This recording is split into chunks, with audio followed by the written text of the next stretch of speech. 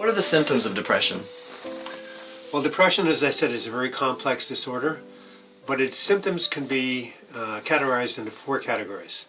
Disturbances of the emotions, disturbances of the thinking, disturbances of something called the housekeeping function of the brain, the hypothalamus, which rules sleep, appetite, energy, and sex. That's how you know it's a physical thing, not just something that someone's made up, because you lose your appetite, lose your sex drive, you can't sleep, have no energy.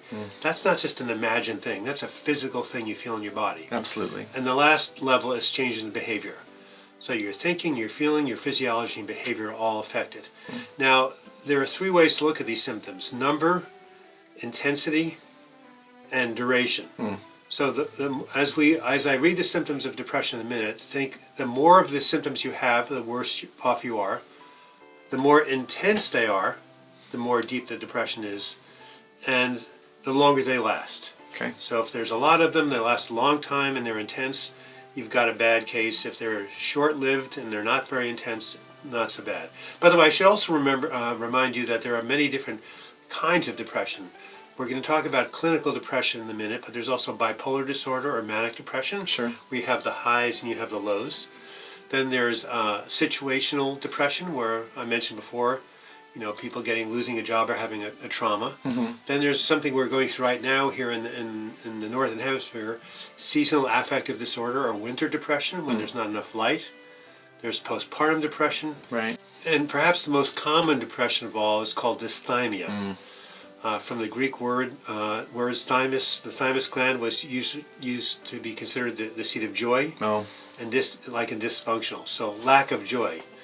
Anyway, so what is dysthymia? It's this chronic low-grade depression that persists over years. You don't have the ups and the downs and the highs and the lows and the episodes of regular depression, but you're just feeling this kind of grayness, a lack of zest, a lack of the joy of life.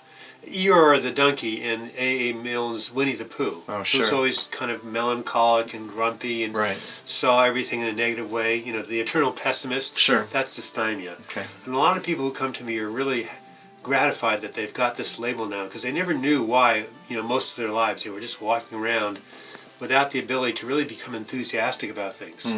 They never really were, super depressed, but they were never super happy. Right. This is dysthymia. And if you have dysthymia, like I do, and then you get an episode of clinical depression, it's called double depression. Wow. Doesn't sound like much fun, does it? No, it doesn't. So let me read something now from my book. This is actually from the Diagnostic Criteria for Major Depressive Disorder, coming out of the DSM-4, which is the Mental Health Bible. Okay. So it says here that for a person to be diagnosed as clinically depressed, you have to have 5 of these symptoms, and they have to persist for more than 2 weeks. So the first symptom is depressed mood most of the day, just sadness. The second is markedly diminished interest in pleasure.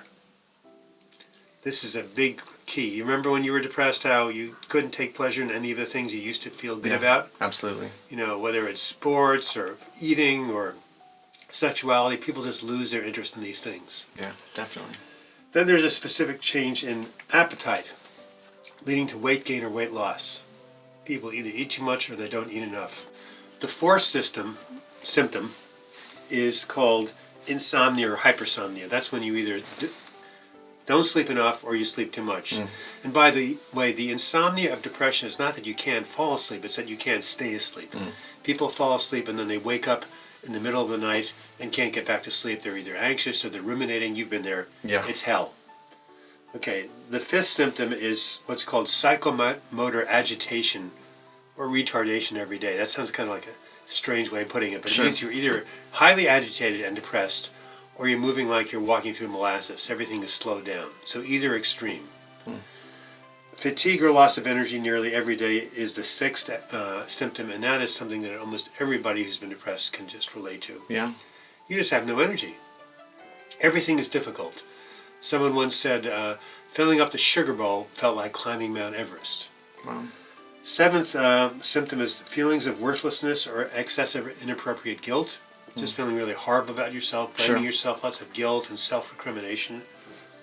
The next symptom is diminished ability to think or to concentrate. I couldn't read, could you, when you were depressed? No. Impossible.